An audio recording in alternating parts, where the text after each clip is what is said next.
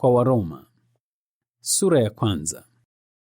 Paulo, mtumwa wa Kristo Yesu, aliyeitwa awe mtume na kuwekwa kando kwa ajili ya habari njema ya Mungu, ambayo aliahidi mapema kupitia manabii wake katika maandiko matakatifu kuhusu mwana wake aliyetokana na uzao wa Daudi kulingana na mwili, lakini ambaye kwa nguvu alitangazwa kuwa mwana wa Mungu kulingana na Roho ya utakatifu kupitia ufufuo kutoka kwa wafu, ndiyo Yesu Kristo Bwana wetu. Kupitia yeye tulipokea fadhili zisizostahiliwa na utume, ili watu wa mataifa yote wamtii na kuwa na imani na kulitukuza jina lake. Ninyi pia mmeitwa kutoka kwa mataifa hayo ili muwe wa Yesu Kristo. Kwa ninyi nyote mlio huko Roma, mkiwa wapendwa wa Mungu, walioitwa wawe watakatifu, na muwe na fadhili zisizostahiliwa na amani kutoka kwa Mungu Baba yetu na Bwana Yesu Kristo. Kwanza kabisa, ninamshukuru Mungu wangu kupitia Yesu Kristo kuwahusu ninyi nyote, kwa sababu imani yenu inazungumzwa ulimwenguni kote. Kwa maana Mungu, ambaye ninamtolea utumishi mtakatifu kwa roho yangu kuhusiana na ile habari njema kuhusu mwana wake, ni shahidi wangu wa jinsi ninavyowataja siku zote katika sala zangu bila kuacha, nikiomba kwamba ikiwezekana hatimaye nifanikiwe kuja kwenu kwa mapenzi ya Mungu. Kwa maana ninatamani kuwaona ninyi, ili niwape zawadi ya kiroho kusudi mfanywe imara, au badala yake tutiane moyo, kila mmoja kupitia imani ya mwenzake, yenu na yangu pia. Lakini akina ndugu, sitaki mkose kujua kwamba mara nyingi nilikusudia kuja kwenu ili nipate matunda kati yenu pia kama ilivyo katika mataifa mengine, lakini nimezuiwa mpaka sasa. Mimi nina deni kwa Wagiriki na kwa watu wa mataifa ya kigeni, kwa wenye hekima na wasio na akili pia. Kwa hiyo ninatamani kuwatangazia habari njema pia ninyi mlio huko Roma. Kwa maana sionei aibu habari njema. Kwa kweli hiyo ni nguvu za Mungu kwa ajili ya wokovu kwa kila mtu aliye na imani, kwanza kwa Myahudi na pia kwa Mgiriki. Kwa sababu kupitia habari njema uadilifu wa Mungu unafunuliwa kupitia imani na kwa ajili ya imani, kama ilivyoandikwa, lakini mwadilifu ataishi kupitia imani. Kwa kuwa ghadhabu ya Mungu inafunuliwa kutoka mbinguni dhidi ya watu wote wasiomwogopa Mungu na wasio waadilifu, ambao wanaikandamiza kweli kwa njia isiyo ya uadilifu, kwa sababu mambo yanayoweza kujulikana kuhusu Mungu yako wazi kabisa kati yao, kwa maana Mungu aliyeweka wazi kwao. Kwa maana sifa zake zisizoonekana zinaonekana wazi wazi tangu kuumbwa kwa ulimwengu na kuendelea, kwa sababu zinaeleweka kupitia vitu vilivyoumbwa, yaani nguvu zake za milele na uungu, hivi kwamba hawana sababu ya kujitetea.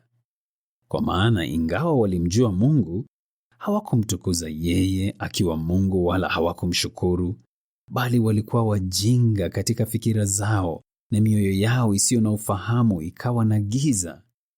Ingawa walidai wana hekima, wakawa wapumbavu na kuugeuza utukufu wa Mungu asiyeweza kuharibika kuwa kitu kama sanamu ya mwanadamu anayeweza kuharibika na ya ndege na viumbe wenye miguu minne na viumbe wanaotambaa.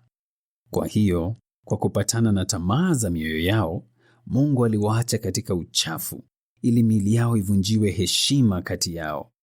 Waliibadili kweli ya Mungu kwa ajili ya uongo, nao wakaabudu uumbaji na kuutolea utumishi mtakatifu badala ya kumtolea Muumba anayesifiwa milele. Amina. Ndiyo sababu Mungu aliwaacha katika hamu isiyodhibitiwa ya ngono, kwa maana wanawake wao walibadili matumizi yao ya asili kuwa kinyume cha asili.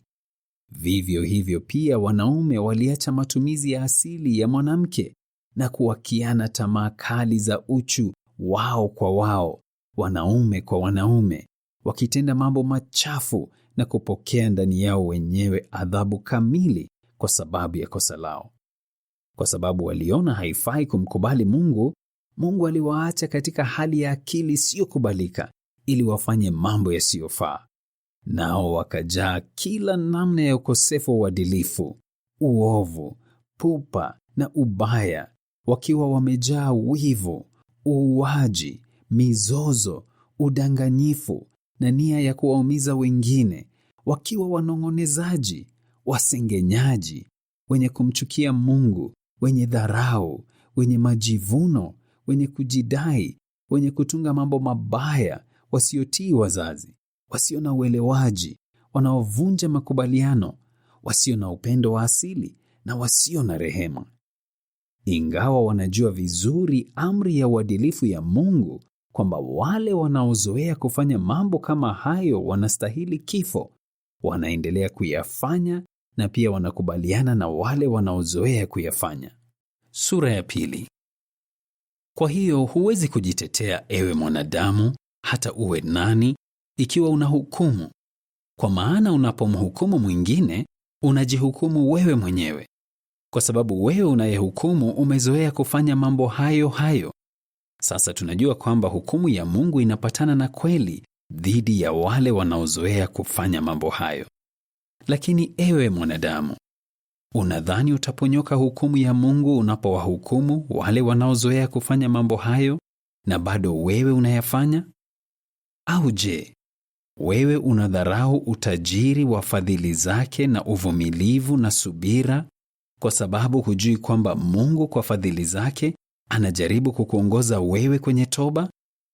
Lakini kulingana na ukaidi wako na moyo wako usiotubu, unajiwekea akiba ya ghadhabu katika siku ya ghadhabu na ya kufunuliwa kwa hukumu ya uadilifu ya Mungu.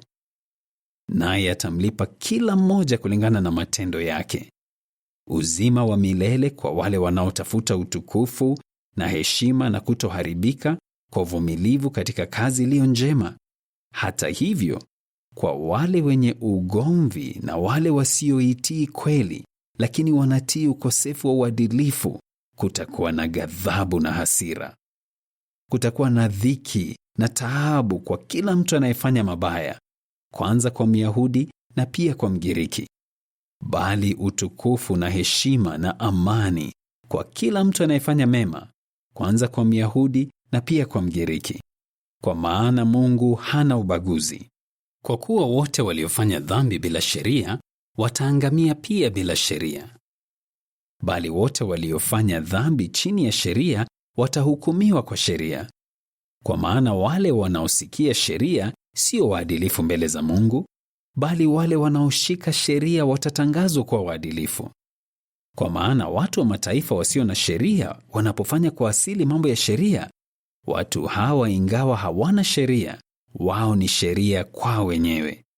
Wao wenyewe wanaonyesha kuwa yaliyomo katika sheria yameandikwa ndani ya mioyo yao, huku dhamiri yao ikiwatolea ushahidi, na kwa fikira zao wenyewe wanashtakiwa au hata kutetewa.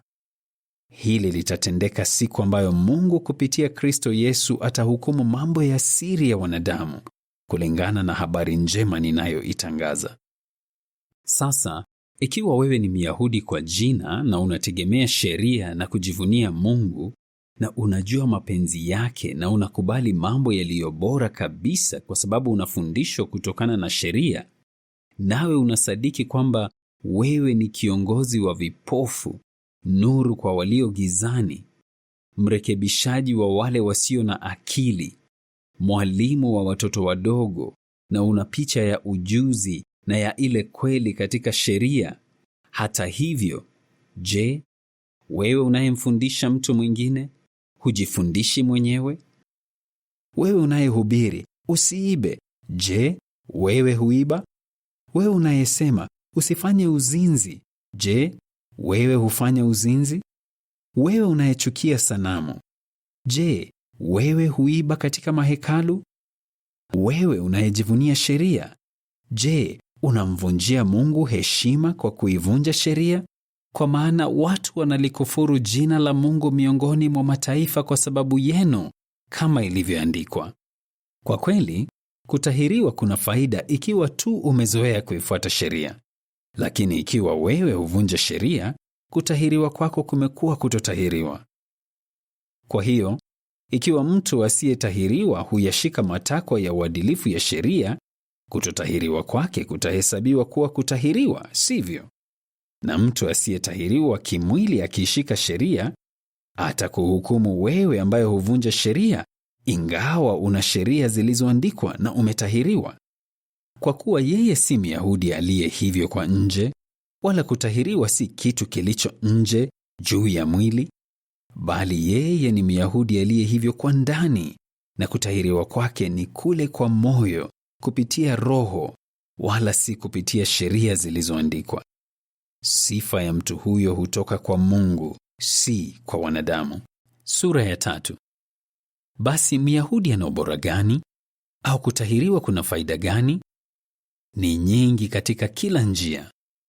Kwanza kabisa, wao walikabidhiwa maneno matakatifu ya Mungu. Basi hali ikoje? Ikiwa wengine walikosa imani, je, ukosefu wao wa imani utaondoa uaminifu wa Mungu? La hasha. Bali Mungu na aonekane kuwa wa kweli, hata ikiwa kila mwanadamu ataonekana kuwa mwongo, kama ilivyoandikwa, ili uthibitike kuwa mwadilifu katika maneno yako na ushinde wakati unapohukumiwa. Hata hivyo, ikiwa ukosefu wetu wa uadilifu unaonyesha wazi uadilifu wa Mungu, tuseme nini? Mungu hakosi kutenda kwa haki anapoonyesha ghadhabu yake, sivyo? Ninaongea kama mwanadamu. Hapana. Ikiwa hivyo, Mungu atauhukumu ulimwengu jinsi gani? Lakini ikiwa kupitia uongo wangu kweli ya Mungu imeonekana wazi zaidi kwa utukufu wake, kwa nini mimi pia ninahukumiwa kuwa mtenda dhambi? Na kwa nini tusiseme kama watu fulani wanavyodai kwa uongo kwamba tunasema tufanye mambo mabaya ili mambo mema yaje? Hukumu dhidi ya watu hao inapatana na haki. Tuseme nini basi? Je, sisi tuna hali bora zaidi? Sivyo hata kidogo. Kwa maana hapo juu tumefanya shtaka kwamba Wayahudi na vile Wagiriki wote wako chini ya dhambi. Kama ilivyoandikwa, hakuna mwanadamu mwadilifu, hakuna hata mmoja. Hakuna yeyote aliye na ufahamu, hakuna yeyote anayemtafuta Mungu. Watu wote wamegeuka kando, wote wamekuwa wasiofaa kitu. Hakuna yeyote anayetenda kwa fadhili, hakuna hata mmoja. Koo lao ni kaburi lililo wazi, wamedanganya kwa ndimi zao. Sumu ya nyoka iko nyuma ya midomo yao, na kinywa chao kimejaa kulaani na uchungu. Miguu yao inaharakisha kwenda kumwaga damu. Njia zao zina uharibifu na maumivu, nao hawajaijua njia ya amani. Hakuna hofu ya Mungu mbele ya macho yao. Sasa tunajua kwamba mambo yote ambayo sheria inasema inawaambia wale walio chini ya sheria, ili kila kinywa kinyamazishwe na ulimwengu wote ustahili adhabu kutoka kwa Mungu. Kwa hiyo, hakuna mtu yeyote atakayetangazwa kuwa mwadilifu mbele zake kupitia matendo ya sheria, kwa maana kupitia sheria tunapata ujuzi sahihi kuhusu dhambi. Lakini sasa uadilifu wa Mungu umefunuliwa bila sheria, kama inavyoshuhudiwa na sheria na manabii. Ndiyo, uadilifu wa Mungu kupitia imani katika Yesu Kristo kwa wote walio na imani. Kwa maana hakuna tofauti.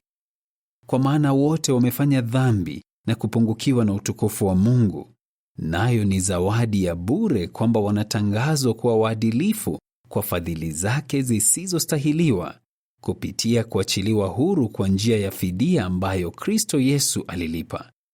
Mungu alimtoa kuwa dhabihu ya upatanisho kupitia imani katika damu yake. Ilikuwa hivyo ili kuonyesha uadilifu wake mwenyewe, kwa sababu Mungu kwa uvumilivu wake alikuwa akizisamehe dhambi zilizofanywa wakati uliopita.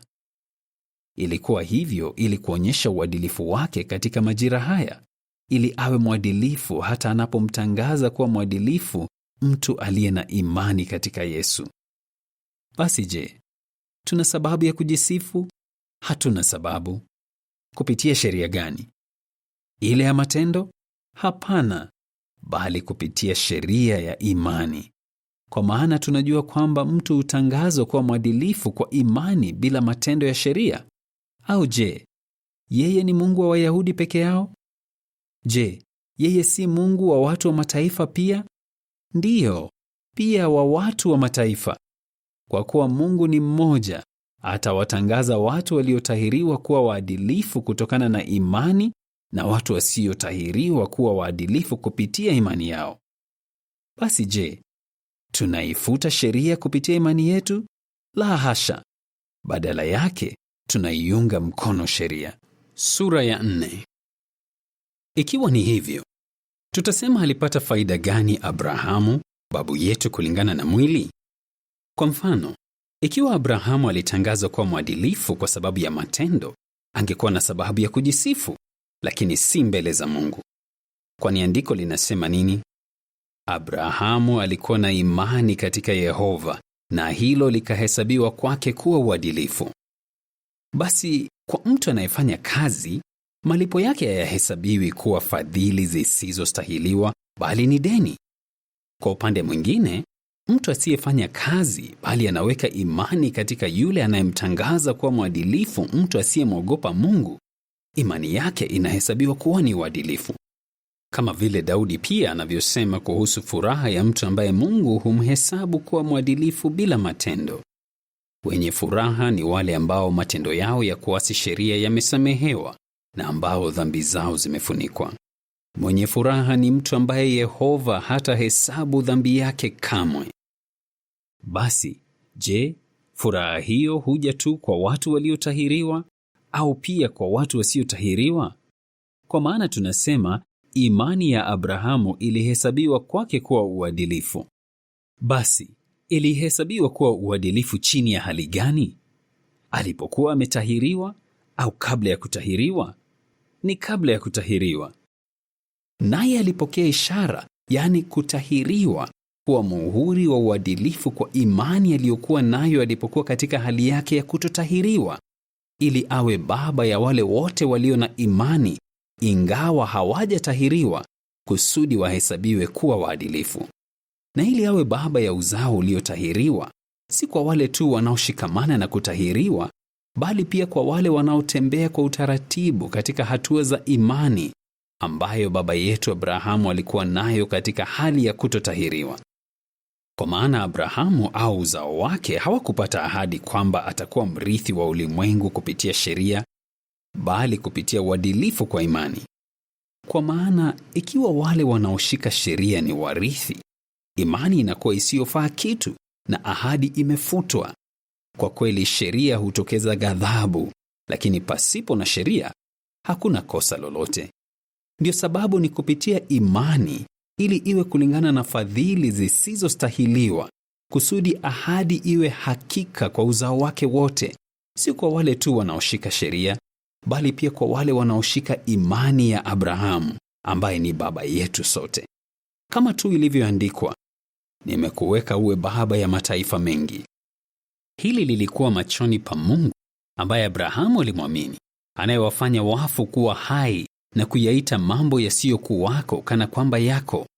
Ingawa hakukuwa na tumaini, lakini kwa kutegemea tumaini alikuwa na imani kwamba angekuwa baba ya mataifa mengi kulingana na yale yaliyokuwa yamesemwa, ndivyo utakavyokuwa uzao wako. Na ingawa imani yake haikudhoofika, alifikiria mwili wake mwenyewe sasa ukiwa kama tayari umekufa, kwa kuwa alikuwa na umri wa karibu miaka 100, na pia hali ya kufa ya tumbo la uzazi la Sara. Lakini kwa sababu ya ahadi ya Mungu, yeye hakusitasita kwa kukosa imani, bali alikuwa mwenye nguvu kwa imani yake, akimpa Mungu utukufu, na akiwa na uhakika kamili kwamba Mungu alikuwa na uwezo wa kutimiza kile alichoahidi. Kwa hiyo ikahesabiwa kwake kuwa uadilifu. Hata hivyo, maneno ilihesabiwa kwake hayakuandikwa kwa ajili yake tu, bali pia kwa ajili yetu ambao itahesabiwa, kwa sababu tunamwamini yeye aliyemfufua Yesu Bwana wetu kutoka kwa wafu. Alitolewa kwa ajili ya makosa yetu na kufufuliwa kwa ajili ya kututangaza sisi kuwa waadilifu. Sura ya 5. Basi, kwa kuwa sasa tumetangazwa kwa waadilifu kutokana na imani, na tufurahie amani pamoja na Mungu kupitia Bwana wetu Yesu Kristo, ambaye kupitia kwake sisi pia tumepata fursa ya kuingia kwa imani katika fadhili hizi zisizostahiliwa, ambamo sasa tunasimama, na tushangilie kwa kutegemea tumaini la utukufu wa Mungu. Si hilo tu, bali na tushangilie tukiwa katika dhiki, kwa kuwa tunajua kwamba dhiki hutokeza uvumilivu, nao uvumilivu hali yenye kukubaliwa, nayo hali yenye kukubaliwa tumaini, nalo tumaini halikatishi tamaa, kwa sababu upendo wa Mungu umemiminwa ndani ya mioyo yetu kupitia Roho Takatifu ambayo tulipewa. Kwa maana kwa kweli, tulipokuwa bado dhaifu, Kristo alikufa wakati uliowekwa kwa ajili ya watu wasiomwogopa Mungu. Kwa maana ni vigumu kwa yeyote kufa kwa ajili ya mtu mwadilifu. Hata hivyo, labda mtu anaweza kuthubutu kufa kwa ajili ya mtu mwema. Lakini Mungu hupendekeza upendo wake kwetu, kwa kuwa tulipokuwa bado watenda dhambi, Kristo alikufa kwa ajili yetu. Kwa kuwa sasa tumetangazwa kuwa waadilifu kwa damu yake, tutaokolewa hata zaidi kutokana na ghadhabu kupitia yeye. Kwa maana ikiwa tulipokuwa adui tulipatanishwa na Mungu kupitia kifo cha mwana wake, tutaokolewa hata zaidi kwa uhai wake, kwa kuwa sasa tumepatanishwa. Si hilo tu, bali pia tunashangilia katika Mungu kupitia Bwana wetu Yesu Kristo, ambaye kupitia kwake sasa tumepokea upatanisho. Hiyo ndiyo sababu, kama vile kupitia mtu mmoja dhambi iliingia katika ulimwengu, na kifo kupitia dhambi, basi kifo kikaenea kwa watu wote, kwa sababu wote walikuwa wamefanya dhambi. Kwa maana dhambi ilikuwa katika ulimwengu kabla ya sheria. Lakini mtu yeyote hahesabiwi kuwa na dhambi ikiwa hakuna sheria. Hata hivyo, kifo kilitawala kama mfalme tangu Adamu mpaka Musa, hata juu ya wale ambao hawakuwa wamefanya dhambi, kama vile Adamu alivyofanya kosa, ambaye ni mfano wa yule aliyepaswa kuja. Lakini zawadi si kama lile kosa. Kwa maana ikiwa kwa kosa la mtu mmoja wengi walikufa, fadhili zisizostahiliwa za Mungu na zawadi yake ya bure kupitia fadhili zisizostahiliwa za mtu mmoja, Yesu Kristo, zilizidi hata zaidi kwa wengi. Pia ile zawadi ya bure si sawa na jinsi mambo yalivyotendeka kupitia mtu mmoja aliyefanya dhambi. Kwa maana hukumu baada ya kosa moja ilikuwa hatia, lakini zawadi baada ya makosa mengi ilikuwa tangazo la uadilifu. Kwa maana ikiwa kwa kosa la mtu mmoja kifo kilitawala kama mfalme kupitia mtu huyo, wale wanaopokea wingi wa fadhili zisizostahiliwa na zawadi ya bure ya uadilifu watatawala hata zaidi wakiwa wafalme katika uzima kupitia mtu mmoja, Yesu Kristo. Kwa hiyo basi, kama vile kupitia kosa moja matokeo kwa watu wa namna zote yalikuwa kuhukumiwa hatia, vivyo hivyo kupitia tendo moja la kutetewa, matokeo kwa watu wa namna zote ni wao kutangazwa kuwa waadilifu kwa ajili ya uzima. Kwa maana kama vile kupitia kutotii kwa mtu mmoja wengi walifanywa kuwa watenda dhambi, vivyo hivyo pia kupitia kutii kwa mtu mmoja wengi watafanywa kuwa waadilifu. Basi sheria ilikuja ili makosa yaongezeke. Lakini mahali ambapo dhambi ilizidi, fadhili zisizostahiliwa zilizidi hata zaidi. Kwa kusudi gani? Ili kama vile dhambi ilivyotawala kama mfalme pamoja na kifo, vivyo hivyo pia fadhili zisizostahiliwa zitawale kama mfalme kupitia uadilifu na kuleta uzima wa milele kupitia Yesu Kristo Bwana wetu. Sura ya 6. Basi tuseme nini? Je, tuendelee kuwa katika dhambi ili fadhili zisizostahiliwa ziongezeke? La hasha. Kwa kuwa tulikufa kuhusiana na dhambi, tunawezaje kuendelea kuishi tena katika dhambi? Au je, hamjui kwamba sisi sote tuliobatizwa katika Kristo Yesu tulibatizwa katika kifo chake? Basi tulizikwa pamoja naye kupitia ubatizo wetu katika kifo chake, ili kama vile Kristo alivyofufuliwa kutoka kwa wafu kupitia utukufu wa Baba, vivyo hivyo sisi pia tunapaswa tutembee katika hali mpya ya uzima. Ikiwa tumeungana pamoja naye katika mfano wa kifo chake, hakika sisi pia tutaunganishwa pamoja naye katika mfano wa ufufuo wake. Kwa maana tunajua kwamba utu wetu wa zamani ulitundikwa mtini pamoja naye, ili mwili wetu wenye dhambi usiwe na nguvu, ili tusiendelee kuwa watumwa wa dhambi. Kwa maana yule ambaye amekufa ameondolewa hatia ya dhambi yake. Isitoshe, ikiwa tumekufa pamoja na Kristo, tunaamini kwamba tutaishi pia pamoja naye. Kwa maana tunajua kwamba Kristo, kwa kuwa sasa amefufuliwa kutoka kwa wafu, hata kufa tena. Kifo si bwana juu yake tena. Kwa maana kifo alichokufa, alikufa kuhusiana na dhambi mara moja kwa wakati wote, lakini uhai anaoishi, anaishi kuhusiana na Mungu. Vivyo hivyo ninyi, mjihesabu kuwa wafu kuhusiana na dhambi, lakini walio hai kuhusiana na Mungu kupitia Kristo Yesu. Kwa hiyo, msiruhusu dhambi iendelee kutawala kama mfalme katika miili yenu inayoweza kufa, hivi kwamba mzitii tamaa zake.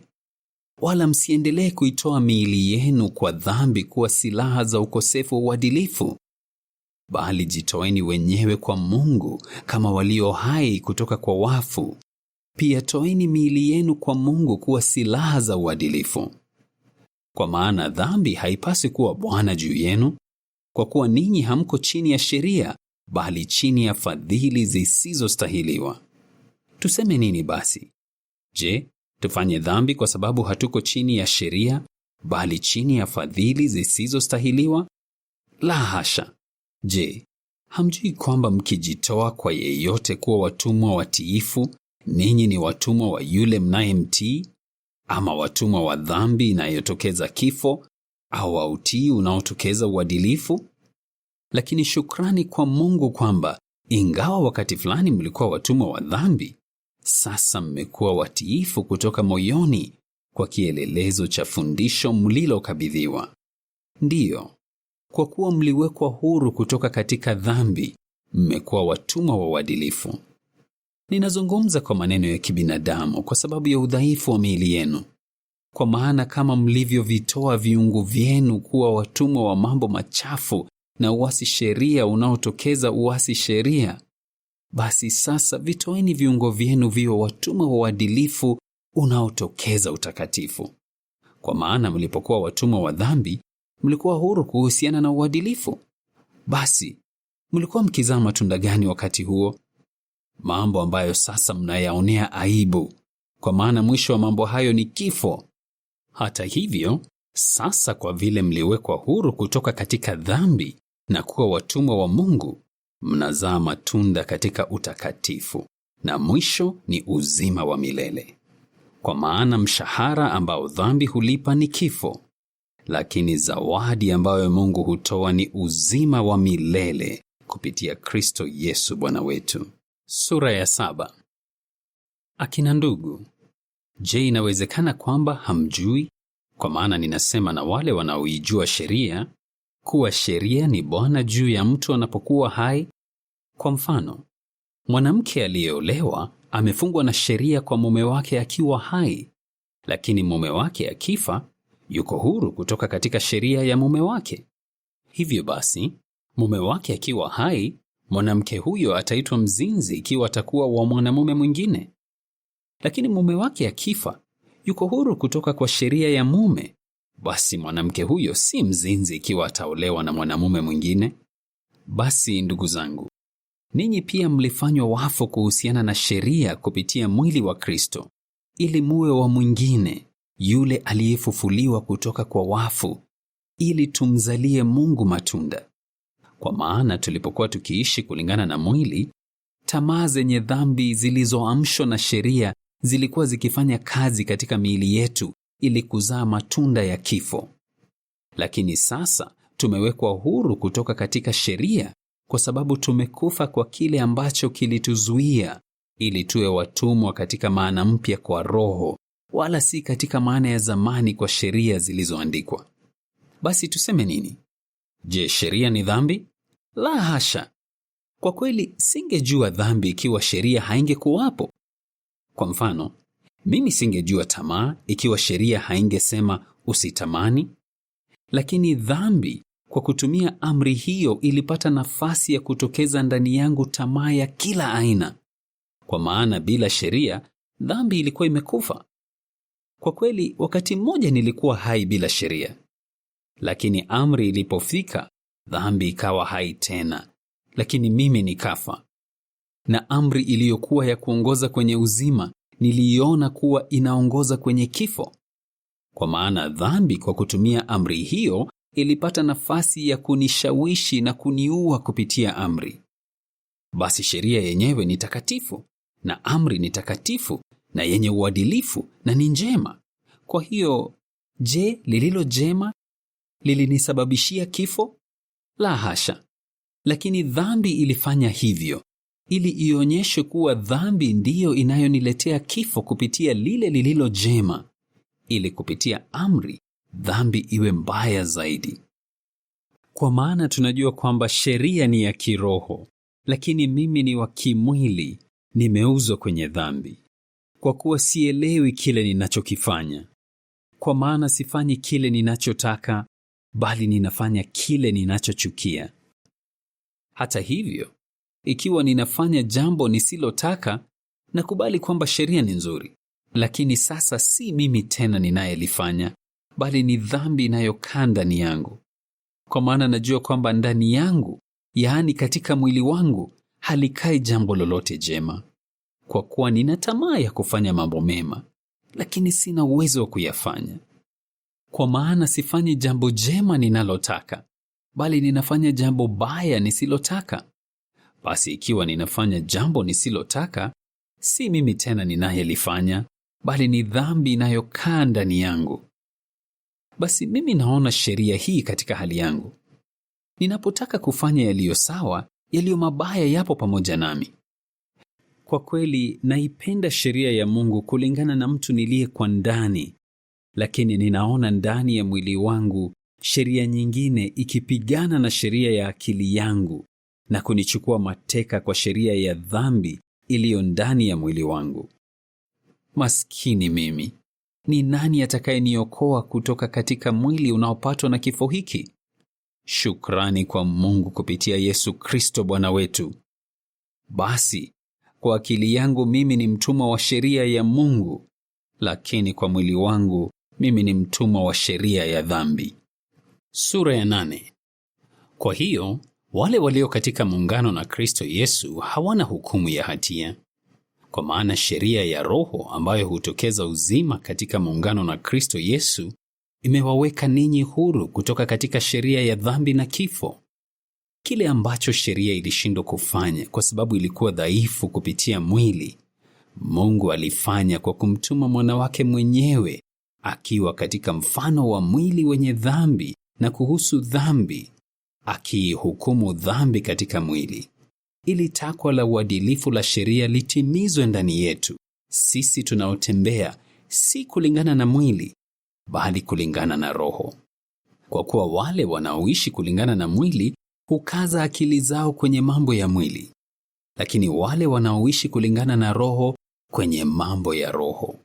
Kwa maana kukaza akili kwenye mwili humaanisha kifo, lakini kukaza akili kwenye Roho humaanisha uzima na amani.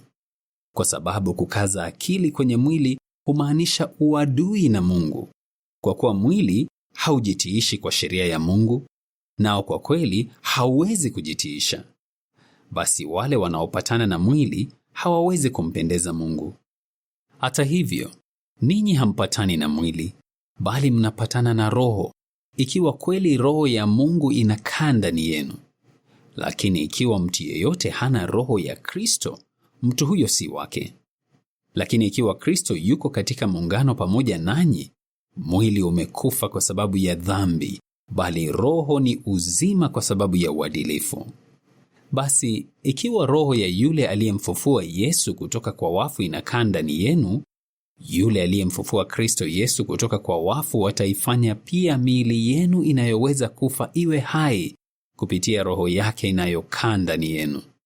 Basi akina ndugu, sisi tuna wajibu, si kwa mwili ili tuishi kulingana na mwili, Kwa maana ikiwa mnaishi kulingana na mwili, hakika ninyi mtakufa.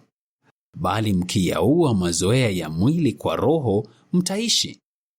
Kwa maana wote wanaoongozwa na Roho ya Mungu, kwa kweli ndio wana wa Mungu. Kwa maana hamkupokea roho ya utumwa inayosababisha woga tena, bali mlipokea roho ya kufanywa kuwa wana, roho ambayo kupitia hiyo tunapaza sauti, Aba, Baba. Roho yenyewe hutoa ushahidi pamoja na roho yetu kwamba sisi ni watoto wa Mungu. Basi ikiwa sisi ni watoto, sisi pia ni warithi, warithi wa Mungu kweli kweli, lakini warithi pamoja na Kristo, mradi tu tunateseka pamoja ili pia tutukuzwe pamoja. Kwa maana ninaona kwamba mateso ya wakati huu si kitu ya kilinganisho na utukufu utakaofunuliwa ndani yetu. Kwa kuwa uumbaji unangojea na kutazamia kwa hamu kufunuliwa kwa wana wa Mungu. Kwa maana uumbaji ulitiishwa chini ya ubatili, si kwa mapenzi yake wenyewe, bali kupitia yule aliyeutiisha, kwa msingi wa tumaini kwamba uumbaji wenyewe pia utawekwa huru kutoka katika utumwa wa uharibifu na kuwa na uhuru wenye utukufu wa watoto wa Mungu.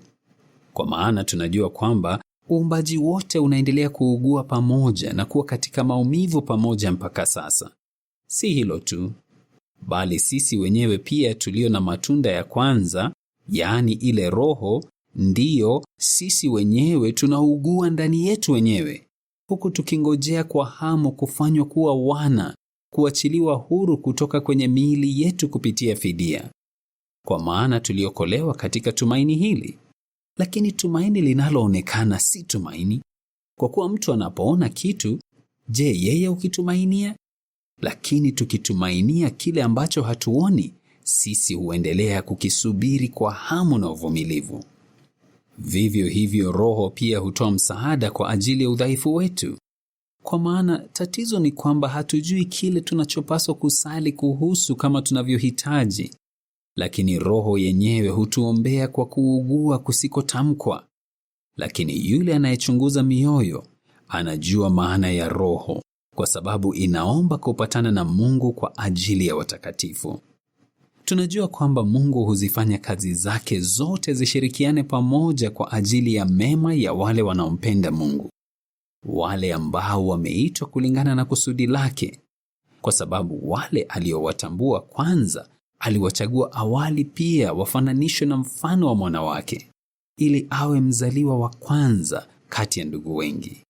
Isitoshe, wale aliowachagua awali ndio aliowaita pia, na wale aliowaita ndio aliowatangaza kuwa waadilifu pia.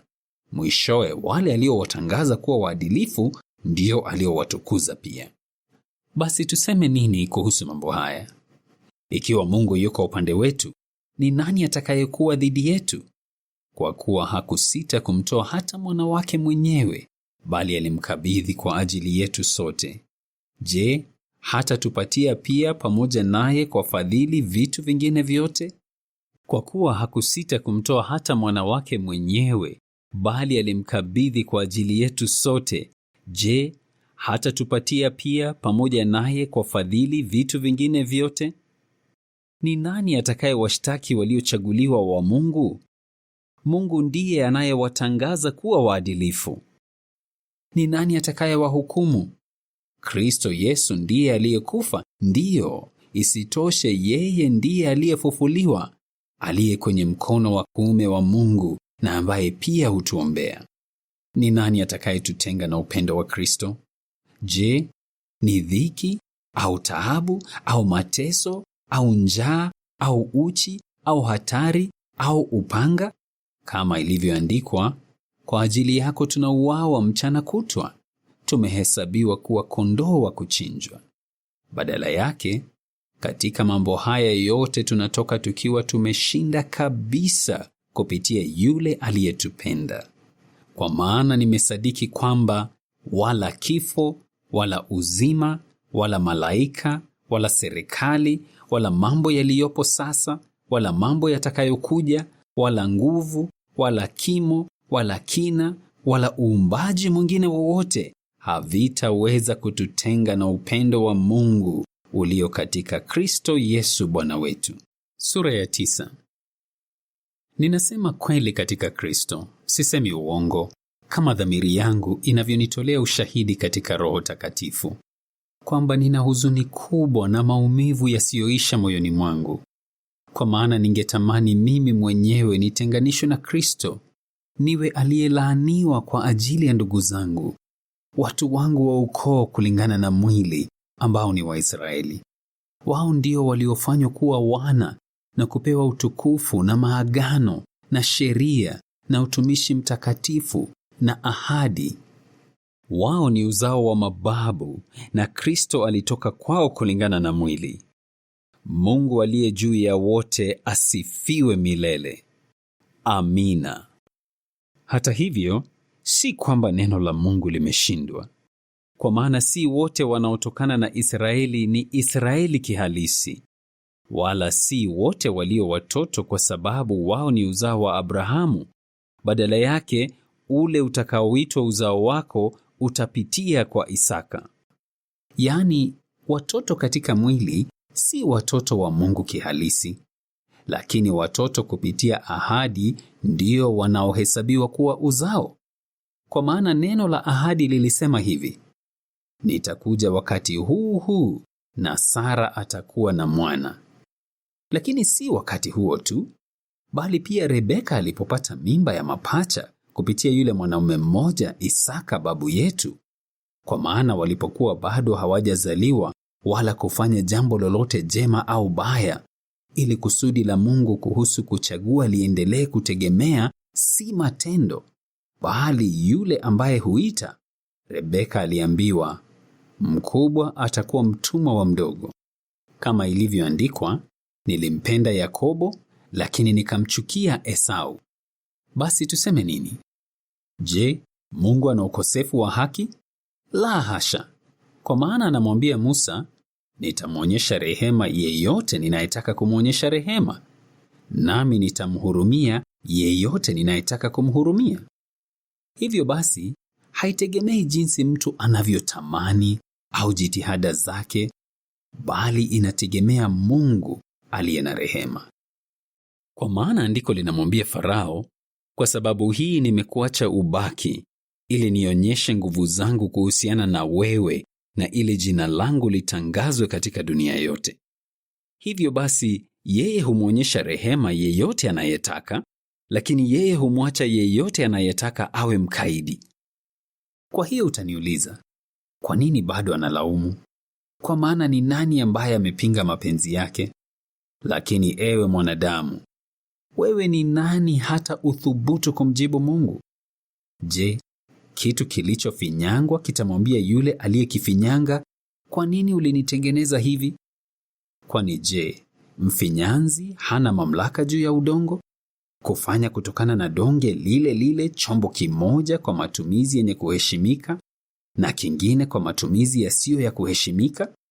Inakuwaje basi ikiwa Mungu, ingawa alikuwa na nia ya kuonyesha ghadhabu yake na kujulisha nguvu zake, alivumilia kwa subira nyingi vyombo vya ghadhabu vilivyo tayari kwa ajili ya uharibifu? Na ikiwa hilo lilifanywa ili ajulishe utajiri wa utukufu wake kwa vyombo vya rehema alivyotayarisha awali kwa ajili ya utukufu, yaani sisi ambao alituita si kutoka kati ya Wayahudi peke yao, bali pia kutoka kati ya mataifa, kuna ubaya gani? Ni kama anavyosema pia katika Hosea, wale ambao si watu wangu nitawaita watu wangu, na mwanamke ambaye hakupendwa nitamwita mpendwa. Na mahali ambapo waliambiwa ninyi si watu wangu, hapo wataitwa wana wa Mungu aliye hai. Isitoshe, Isaya anapaza sauti kuhusu Israeli.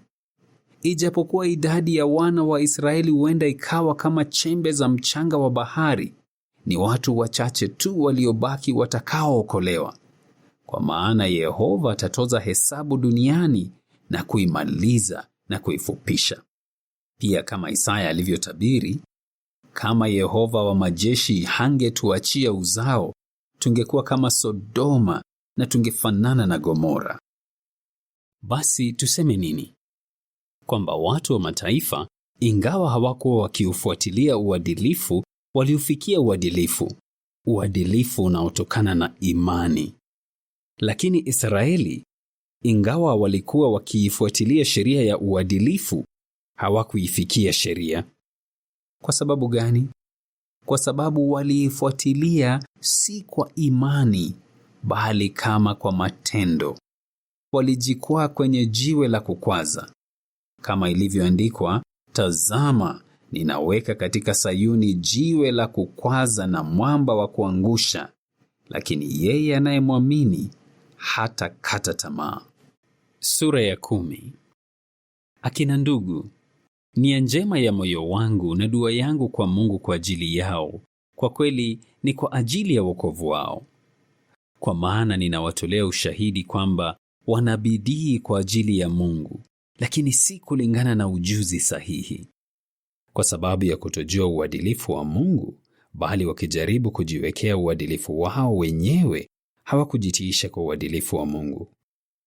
Kwa maana Kristo ndiye mwisho wa sheria, ili kila mtu aliye na imani awe na uadilifu. Kwa kuwa Musa anaandika hivi kuhusu uadilifu kupitia sheria: mtu anayefanya mambo hayo ataishi kupitia mambo hayo. Lakini uadilifu unaotokana na imani husema, usiseme moyoni mwako, ni nani atakayepanda juu mbinguni, yaani kumleta Kristo chini, au ni nani atakayeshuka katika shimo, yaani kumleta Kristo juu kutoka kwa wafu. Lakini linasema nini? Neno hilo liko karibu nawe, katika kinywa chako na katika moyo wako mwenyewe, yaani neno la imani ambalo sisi tunahubiri. Kwa maana ukitangaza waziwazi kwa kinywa chako kwamba Yesu ni Bwana, na kuwa na imani moyoni mwako kwamba Mungu alimfufua kutoka kwa wafu, utaokolewa. Kwa sababu kwa moyo mtu huwa na imani ili apate uadilifu, lakini kwa kinywa mtu hufanya tangazo la hadharani ili apate wokovu. Kwa kuwa andiko linasema, yeyote anayemwamini hatakata tamaa. Kwa maana hakuna tofauti kati ya Myahudi na Mgiriki. Kuna Bwana yule yule juu ya wote, aliye tajiri kwa wote wanaomwitia. Kwa maana kila mtu anayeliitia jina la Yehova ataokolewa. Hata hivyo, watawezaje kumwitia ikiwa hawajamwamini?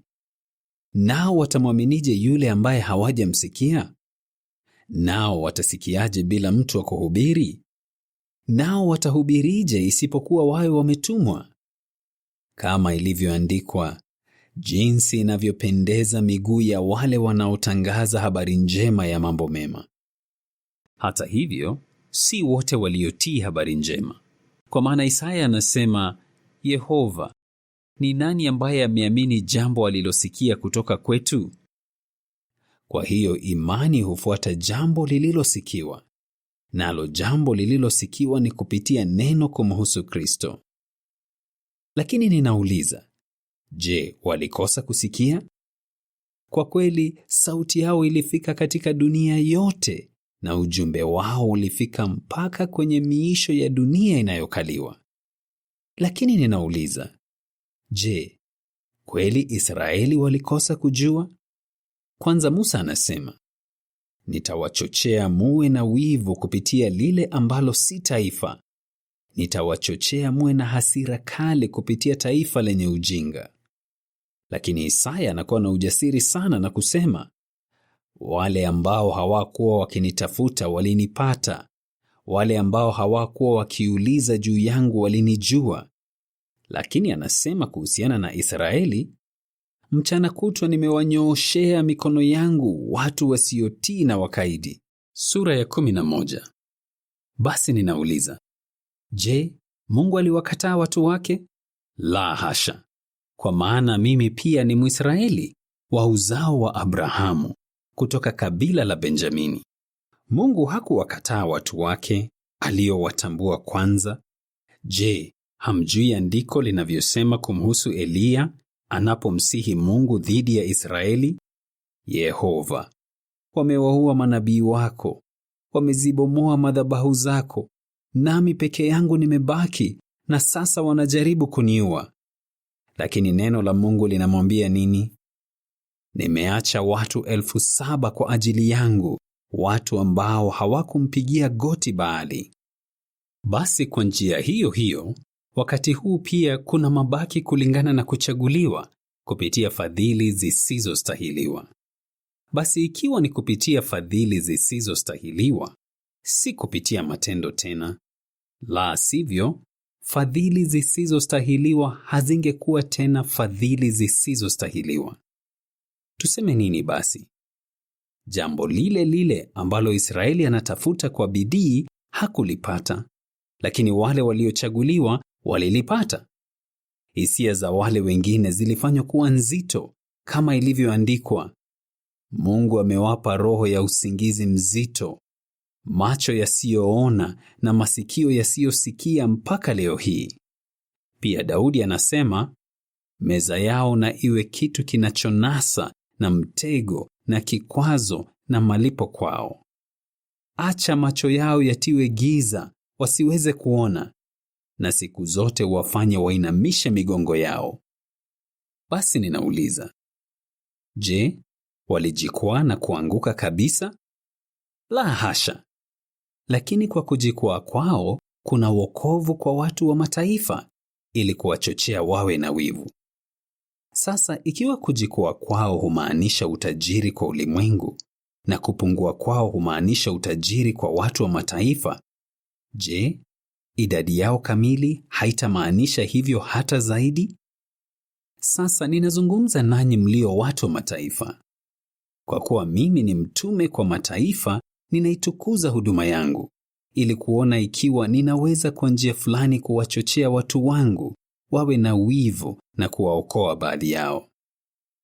Kwa maana ikiwa kutupwa kwao humaanisha upatanisho kwa ulimwengu, kukubaliwa kwao kutamaanisha nini isipokuwa uzima kutoka kwa wafu? Isitoshe, ikiwa sehemu ya donge inayochukuliwa iwe matunda ya kwanza ni takatifu, donge lote pia ni takatifu. Na ikiwa mzizi ni mtakatifu, matawi pia yako hivyo.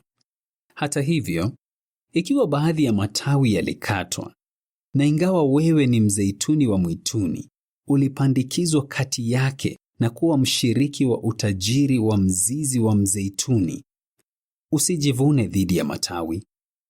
Kama ukijivuna dhidi yake, kumbuka kwamba si wewe unayebeba mzizi, bali ni mzizi unaokubeba wewe. Basi utasema, matawi yalikatwa ili mimi nipandikizwe. Hilo ni kweli. Walikatwa kwa sababu walikosa imani, lakini wewe umesimama kwa imani. Usiwe na majivuno, bali uwe na woga. Kwa maana ikiwa Mungu hakuyaacha matawi ya asili, vivyo hivyo hata kuacha wewe. Kwa hiyo fikiria fadhili na ukali wa Mungu.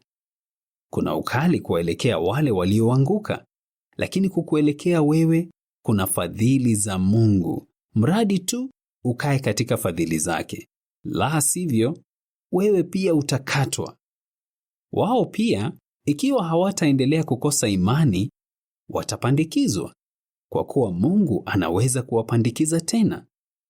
Kwa maana ikiwa wewe ulikatwa kutoka kwenye mzeituni wa mwituni na kupandikizwa kinyume cha asili kwenye mzeituni wa bustani, je, hawa walio wa asili hawatapandikizwa tena kwenye mzeituni wao wenyewe? Kwa maana sitaki ninyi akina ndugu mkose kuijua siri hii takatifu, ili msiwe wenye hekima machoni penu wenyewe. Hisia za Israeli zimetiwa uzito kwa kiasi fulani mpaka idadi kamili ya watu wa mataifa itakapoingia. Na kwa njia hii, Israeli wote wataokolewa. Kama ilivyoandikwa, mkombozi atakuja kutoka Sayuni na kuondoa mazoea ya kutomwogopa Mungu kutoka katika Yakobo. Na hili ndilo agano langu pamoja nao, nitakapoondoa dhambi zao. Ni kweli, kuhusu habari njema, wao ni adui kwa ajili yenu, lakini kuhusu uchaguzi wa Mungu, wao ni wapendwa kwa ajili ya mababu zao. kwa kuwa Mungu hataghairi kwa sababu ya zawadi na mwito anaotoa. Kwa maana kama vile ninyi wakati fulani mlivyokuwa watu wasiomtii Mungu, lakini sasa mmeonyeshwa rehema kwa sababu ya kutotii kwao, ndivyo pia hawa sasa wamekuwa wasiotii, na hivyo mkaonyeshwa rehema, ili wao wenyewe pia waonyeshwe rehema sasa. Kwa maana Mungu amewaweka wote pamoja katika kutotii, ili awaonyeshe wote rehema. Lo, jinsi kilivyo kina cha utajiri wa Mungu na hekima na ujuzi! Jinsi hukumu zake zisivyochunguzika na njia zake zisivyotafutika! Kwa maana ni nani ameijua akili ya Yehova, au ni nani amekuwa mshauri wake? Au ni nani amempa yeye kwanza, hivi kwamba iwe lazima arudishiwe? Kwa sababu vitu vyote vimetoka kwake, kupitia yeye na kwa ajili yake. Kwake yeye na kuwe na utukufu milele. Amina. Sura ya 12. Kwa hiyo akina ndugu, ninawasihi kwa huruma za Mungu, mtoe miili yenu iwe dhabihu iliyo hai, takatifu na yenye kukubalika kwa Mungu, utumishi mtakatifu pamoja na nguvu zenu za kufikiri. Na acheni kufinyangwa na mfumo huu wa mambo, bali mgeuzwe kwa kufanywa upya akili yenu, ili mjihakikishie wenyewe mapenzi ya Mungu yaliyo mema na yenye kukubalika na makamilifu. Kwa maana kupitia fadhili zisizostahiliwa nilizopewa, ninamwambia kila mtu kati yenu asijifikirie mwenyewe kuliko ilivyo lazima kufikiri, bali afikiri ili awe na akili timamu, kila mmoja kama Mungu alivyompa kipimo cha imani. Kwa maana kama vile tulivyo na viungo vingi katika mwili mmoja, lakini viungo hivyo havifanyi kazi ile ile, ndivyo sisi, ingawa tuko wengi, ni mwili mmoja katika muungano na Kristo, lakini kila mmoja wetu ni kiungo cha mwingine.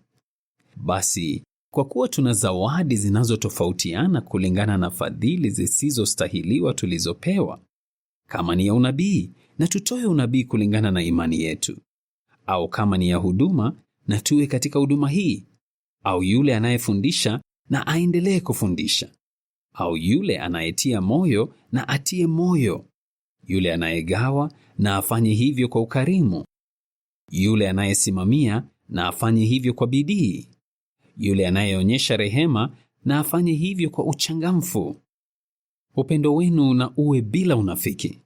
Chukieni maovu, shikamaneni na mema. Katika upendo wa kindugu, iweni na upendo mwororo kwa mtu na mwenzake. Katika kuonyeshana heshima, iweni wa kwanza. Iweni wenye bidii, msiwe wavivu.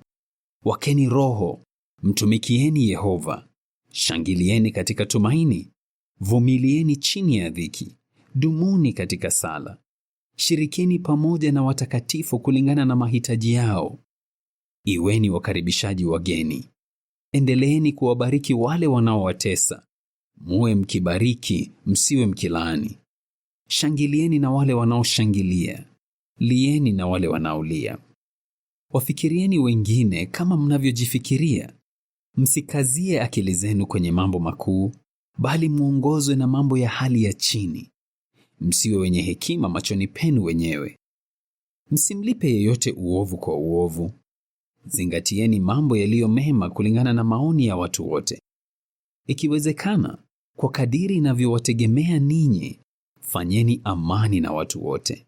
Wapendwa, msijilipizie kisasi, bali iachieni nafasi ghadhabu. Kwa maana imeandikwa, kisasi ni changu, mimi nitalipa, asema Yehova. Lakini ikiwa adui yako ana njaa, mlishe; ikiwa ana kiu, mpe kitu anywe. Kwa maana kwa kufanya hivyo utakusanya makaa ya mawe yanayowaka juu ya kichwa chake. Usiache ushindwe na uovu, bali endelea kuushinda uovu kwa wema. Sura ya 13. Kila mtu na ajitiishe kwa mamlaka zilizo kubwa, kwa maana hakuna mamlaka isipokuwa kupitia Mungu. Mamlaka zilizopo zimewekwa na Mungu katika vyeo vyao vya kadiri. Kwa hiyo, yeyote anayepinga mamlaka amechukua msimamo dhidi ya mpango wa Mungu. Wale ambao wamechukua msimamo dhidi ya mpango huo watajiletea hukumu wao wenyewe. Kwa maana watawala ni kitu cha kuogopesha, si kwa tendo jema, bali kwa baya. Je, unataka usiogope hiyo mamlaka? Endelea kufanya mema, nayo itakusifu. Kwa maana hiyo ni mhudumu wa Mungu kwako kwa faida yako. Lakini ikiwa unafanya mabaya, ogopa, kwa maana haichukui upanga bila kusudi. Hiyo ni mhudumu wa Mungu, nayo hulipiza kisasi ili kuonyesha ghadhabu dhidi ya yule anayefanya mabaya. Kwa hiyo kuna sababu ya lazima kwenu kujitiisha, si kwa sababu ya ghadhabu hiyo tu, bali pia kwa sababu ya dhamiri yenu. Ndiyo maana mnalipa kodi pia, kwa kuwa wao ni watumishi wa Mungu kwa watu wote, wakitumikia daima kwa kusudi hili. Wapeni wote haki zao. Yule anayetaka kodi, kodi; yule anayetaka ushuru, ushuru; yule anayetaka woga, woga huo; yule anayetaka heshima, heshima hiyo. Msiwe na deni lolote kwa mtu yeyote, isipokuwa kupendana, kwa maana yeyote anayempenda mwanadamu mwenzake ameitimiza sheria. Kwa maana sheria zinazosema usifanye uzinzi, usiue, usiibe, usitamani, na amri nyingine yoyote iliyopo zimejumlishwa katika maneno haya: lazima umpende jirani yako kama unavyojipenda mwenyewe. Upendo haumfanyii uovu jirani. Kwa hiyo upendo ndio utimizo wa sheria.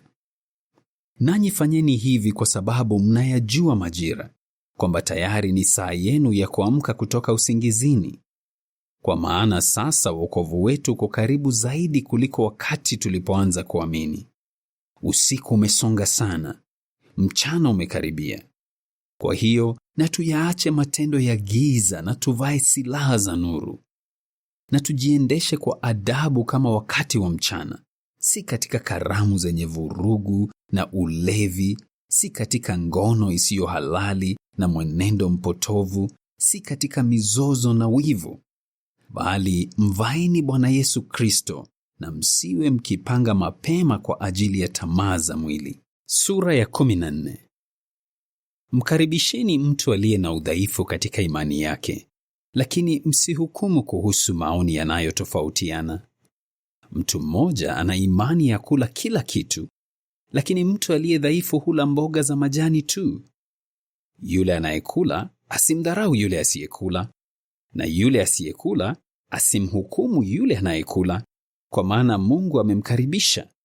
Wewe ni nani ili umhukumu mtumishi wa mwingine? Kwa bwana wake yeye husimama au kuanguka. Kwa kweli atasimamishwa, kwa maana Yehova anaweza kumsimamisha. Mtu mmoja anahukumu siku moja kuwa muhimu kuliko nyingine. Mwingine anahukumu siku moja kuwa sawa na nyingine zote. Kila mtu na asadikishwe kikamili katika akili yake mwenyewe. Yule anayeishika siku huishika kwa ajili ya Yehova. Pia yule anayekula anakula kwa ajili ya Yehova, kwa maana yeye humshukuru Mungu. Na yule asiyekula hali chakula kwa ajili ya Yehova, na bado yeye humshukuru Mungu. Hakuna hata mmoja wetu anayeishi kwa ajili yake mwenyewe tu, na hakuna yeyote anayekufa kwa ajili yake mwenyewe tu. Kwa maana tukiishi, tunaishi kwa ajili ya Yehova, na tukifa, tunakufa kwa ajili ya Yehova. Basi tukiishi na tukifa, sisi ni wa Yehova. Kwa maana kwa kusudi hili Kristo alikufa na akawa hai tena, ili awe Bwana juu ya waliokufa na walio hai pia. Lakini kwa nini unamhukumu ndugu yako? Au kwa nini pia unamdharau ndugu yako? Kwa maana sisi sote tutasimama mbele ya kiti cha hukumu cha Mungu. Kwa maana imeandikwa, kwa hakika kama ninavyoishi, asema Yehova, kila goti litapigwa mbele zangu, na kila ulimi utakiri wazi wazi kwa Mungu. Hivyo basi, kila mmoja wetu atatoa hesabu kwa Mungu kwa ajili yake mwenyewe. Kwa hiyo tusiwe tukihukumiana tena, badala yake tuazimie kutoweka kikwazo au kizuizi mbele ya ndugu.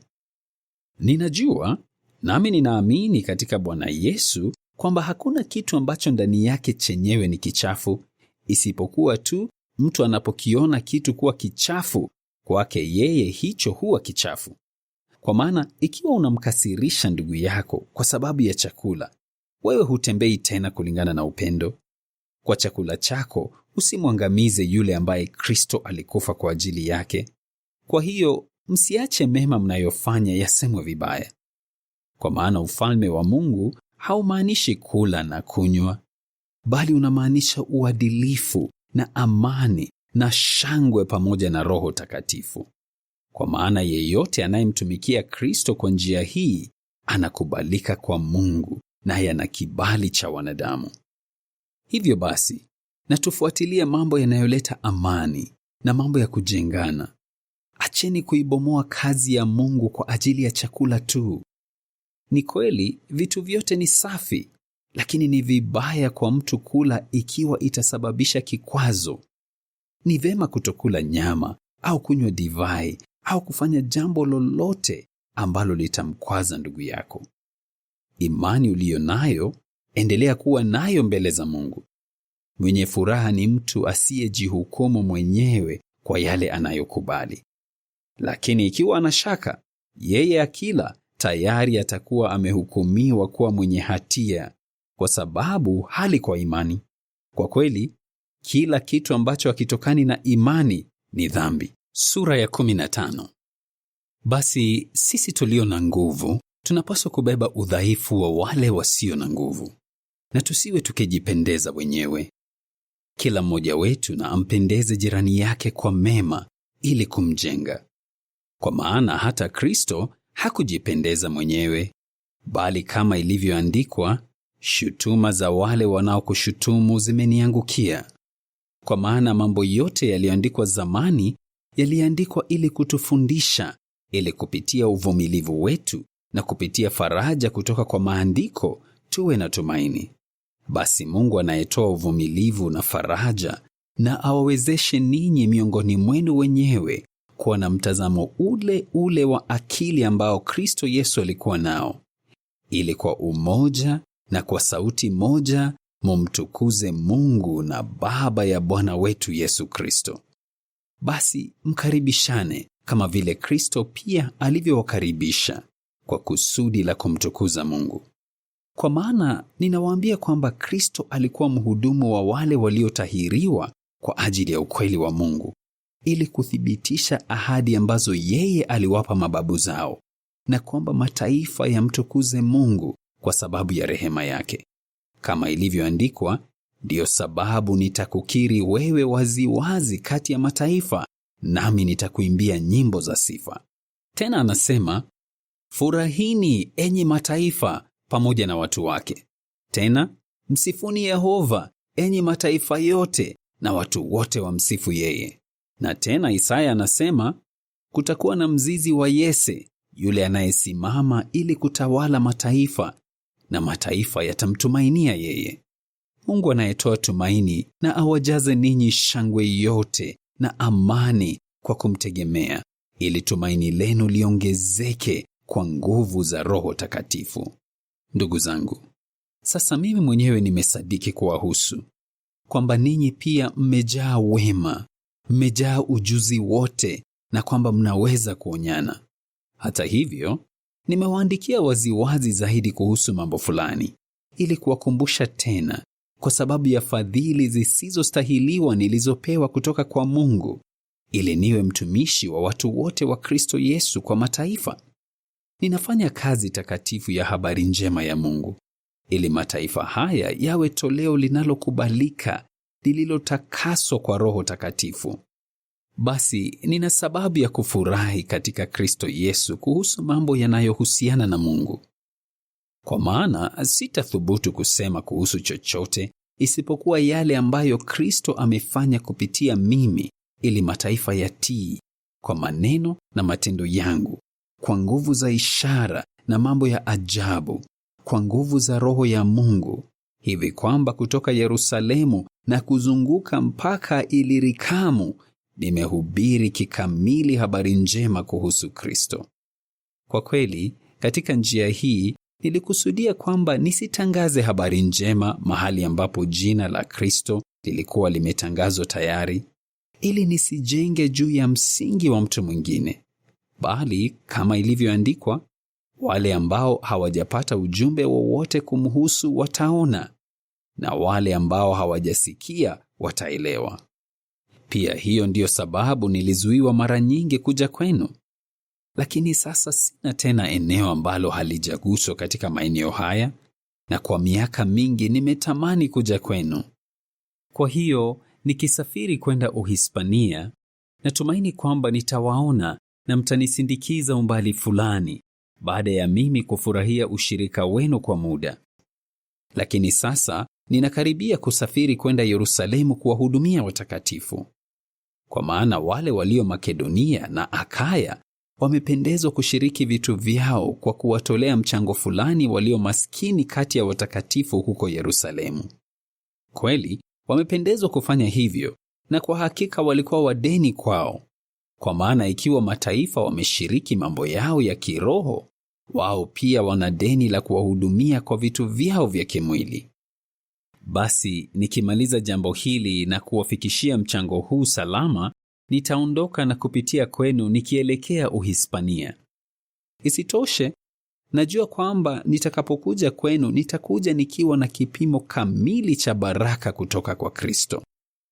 Sasa ninawahimiza ninyi akina ndugu, kupitia Bwana wetu Yesu Kristo na kupitia upendo wa Roho, kwamba mjikaze pamoja nami katika kusali kwa Mungu kwa ajili yangu, ili nikombolewe kutoka kwa wale wasiowaamini huko Yudea, na kwamba huduma yangu kwa ajili ya Yerusalemu ikubalike kwa watakatifu, ili kwa mapenzi ya Mungu nije kwenu nikiwa na shangwe na kuburudishwa pamoja nanyi. Mungu anayetoa amani na awe pamoja nanyi nyote. Amina. Sura ya 16. Ninamtambulisha kwenu Fibi dada yetu, ambaye ni mhudumu wa kutaniko lililo huko Kenkrea, ili mumkaribishe katika Bwana kwa njia inayowastahili watakatifu, na kumpa msaada wowote ambao huenda akahitaji, kwa maana yeye pia alikuwa mtetezi wa wengi kutia ndani mimi mwenyewe. Wapeni salamu zangu Priska na Akila, wafanyakazi wenzangu katika Kristo Yesu, ambao wamehatarisha shingo zao kwa ajili yangu. Na si mimi tu ninayewashukuru, bali pia makutaniko yote ya mataifa. Pia salimuni kutaniko lililo katika nyumba yao. Msalimuni Epaineto, mpendwa wangu, aliye matunda ya kwanza ya Asia kwa ajili ya Kristo. Msalimuni Maria, ambaye amefanya kazi kwa bidii kwa ajili yenu. Wasalimuni Androniko na Yunia, watu wangu wa ukoo na wafungwa wenzangu, ambao ni watu wanaojulikana kwa mitume na ambao wamekuwa katika muungano na Kristo muda mrefu zaidi yangu. Mpeni salamu zangu Ampliato, mpendwa wangu katika Bwana. Salimuni Urbano, mfanyakazi mwenzetu katika Kristo, na Stako mpendwa wangu. Msalimuni Apele, aliyekubaliwa katika Kristo. Wasalimuni wale wa nyumbani mwa Aristobulo. Msalimuni Herodioni, mtu wangu wa ukoo. Wasalimuni wale wa nyumbani mwa Narkiso walio katika Bwana. Wasalimuni Trifaina na Trifosa, wanawake wanaofanya kazi kwa bidii katika Bwana. Msalimuni Persisi, mpendwa wetu, kwa maana mwanamke huyu amefanya kazi kwa bidii katika Bwana. Salimuni Rufo, aliyechaguliwa katika Bwana, na mama yake ambaye pia ni mama yangu. Wasalimuni Asinkrito, Flegoni, Hermesi, Patroba, Hermasi na akina ndugu walio pamoja nao. Wasalimuni Filologo na Yulia, Nerea na dada yake na Olimpa na watakatifu wote walio pamoja nao. Salimianeni kwa busu takatifu. Makutaniko yote ya Kristo yanawasalimu ninyi. Sasa ninawahimiza ninyi akina ndugu, waangalieni wale wanaosababisha migawanyiko na kuweka vikwazo kinyume cha fundisho ambalo mmejifunza, nanyi mjiepushe nao.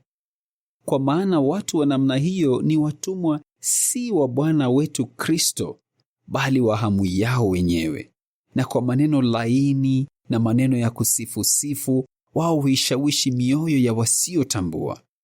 Utii wenu umejulikana na watu wote. basi ninashangilia kwa sababu yenu. Hata hivyo, ninataka muwe na hekima kuhusu yaliyo mema, lakini wasio na hatia kuhusu yaliyo maovu. Kwa upande wake, Mungu anayetoa amani atamponda Shetani chini ya miguu yenu hivi karibuni. Fadhili zisizostahiliwa za Bwana wetu Yesu na ziwe pamoja nanyi.